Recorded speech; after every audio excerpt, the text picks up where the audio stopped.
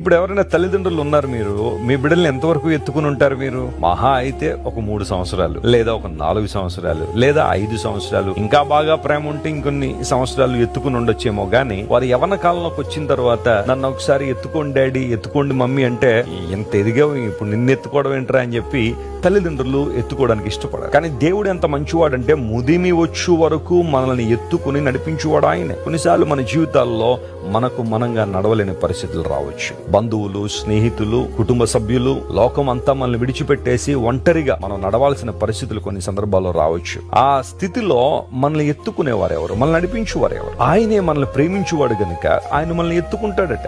దేవుడే నిన్ను పట్టి నడిపించడం, ఆయన ఎత్తుకుని నడిపించడం. అనేక సార్లు మరణ పడక మీదకు వెళ్ళినప్పుడు, రోగశయ్య మీద ఉన్నప్పుడు దేవుడు తన ఉన్నతమైన కృప ద్వారా మన లేవనెత్తి నడిపించడం, ఆశీర్వాదకరమైన పరిస్థితులు దేవుడు మన జీవితంలో ఇవ్వడం, ఇవన్నీ కూడా జ్ఞాపకం చేసుకుని మనం ప్రభువుని స్తుతింపబద్ధులమై ఉన్నాం.